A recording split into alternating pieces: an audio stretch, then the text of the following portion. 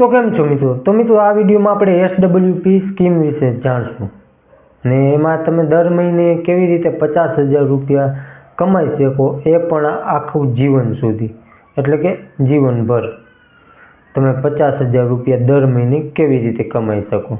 તો મિત્રો આ વિડીયો ઘણો જ ઇમ્પોર્ટન્ટ છે, તો વિડીયોને છેલ્લે સુધી જોજો અને આપણી ચેનલને એક સબસ્ક્રાઈબ કરી ન હોય તો પહેલાં સબસ્ક્રાઈબ કરી લેજો અને વિડીયોને એક લાઇક કરી દેજો અને શેર પણ કરી દેજો. તો મિત્રો સૌથી પહેલાં આપણે SWP સ્કીમને સમજીએ. તેને સમજવા માટે આપણે પૂરી પ્રોસેસને સ્ટેપ બાય સ્ટેપ જોશું. સ્ટેપ બાય સ્ટેપ માટે આપણે પહેલાં મ્યુચ્યુઅલ ફંડને સમજવું પડશે.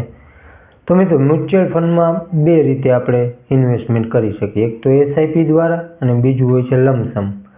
લમસમ એટલે કે અત્યારે માની લો કે આપણી પાસે જે કાંઈ પણ ફંડ હોય, માની લો કે 50,000 ફંડ છે, આપણે અત્યારે એકી સાથે 50,000 ઇન્વેસ્ટ કરી દીધું, પછી પાછું જ્યારે પણ નેક્સ્ટ આપણી પાસે ફંડ અવેલેબલ થાય, એટલે માની લો કે 1 મહિના પછી કે 5 મહિના પછી કે ગમે ત્યારે પાછું આપણે રીઇન્વેસ્ટ કરીએ, એને કહેવાય લમસમ. અને SIP તો તમને બધાને ખબર જ હશે, જેમાં આપણે દર મહિને ઇન્વેસ્ટ કરતા હોઈએ છીએ. જે પણ આપણે ફંડ રકમ રાખી હોય કે 500 દર મહિને કે 1000 જે પણ રાખ્યા હોય એ તો તમને ખ્યાલ જ હશે. હવે મિત્રો SWP કામ કેવી રીતે કરે? તો કે મિત્રો મ્યુચ્યુઅલ ફંડમાં પૈસા કાઢવા માટેની બે રીત હોય છે, જેમાં એક તો છે કે આપણે બધા જ પૈસા એકસાથે કાઢી લઈએ અથવા તો અડધા કાઢીએ કે થોડા ઘણા કાઢીએ. અને તેના સિવાય બીજી રીત હોય છે SWP એટલે કે સિસ્ટમેટિક વિથડ્રોવલ પ્લાન. હવે તો જેમ મેં તમને પહેલાં કીધું એમ 50,000 દર મહિને, તેના માટે આપણે થોડુંક કેલ્ક્યુલેશન સમજવું પડશે.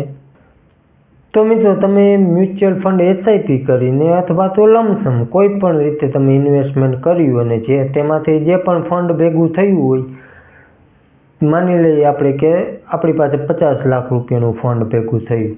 હવે એમાંથી આપણે દર મહિને SWP એટલે કે સિસ્ટમેટિક વિથડ્રોવલ પ્લાન, એના દ્વારા આપણે દર મહિને 50,000 નીકાળીએ તો પણ આપણી પાસે માની લો કે 5 વર્ષ સુધી આપણે 50,000 રૂપિયા દર મહિને નીકાળ્યા, તો પણ 5 વર્ષ પછી પણ આપણું 50 લાખનું ફંડ 57 લાખનું થઈ જાય અને 50,000 દર મહિને આવે એ તો અલગથી.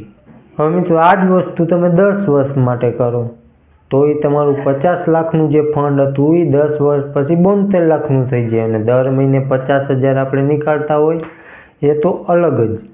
અને મિત્રો આવી જ રીતે આપણે 30 વર્ષ માટે કરીએ તો એ આપણું 50 લાખનું ફંડ 5,27,00,000 રૂપિયાનું થઈ જાય 30 વર્ષ પછી.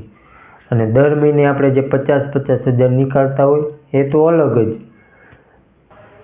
તો મિત્રો આવી રીતે તમારી પાસે જેટલું પણ કોર્પસ હોય તે પ્રમાણે તમે દર મહિને રિટર્ન મેળવી શકો. અને આમાં મેં ટેક્સ નથી ગણ્યું. અને જો તમે જેટલી વહેલી તકે ચાલુ કરો ઇન્વેસ્ટમેન્ટ એટલું વધારે સારું રહે. બાકી મિત્રો અત્યારે આમાં તમારી પાસે ડાયરેક્ટ સીધું ઇન્વેસ્ટમેન્ટ માટે ફંડ હોય તો તમે સીધું પણ સ્ટાર્ટ કરી શકો. માની લો કે અત્યારે તમે 50 લાખનું સીધું ઇન્વેસ્ટમેન્ટ કર્યું અને તમે દર મહિને 50,000 નીકાળવાનું ચાલુ કરી શકો પહેલા મહિનાથી. પણ જો મેં આમાં 50 લાખનું 10% એટલે 50,000નું લીધું, તેની જગ્યાએ તમે 6 થી 7% કાઢવાનું રાખો દર મહિને તો એ વધારે બેટર રહે.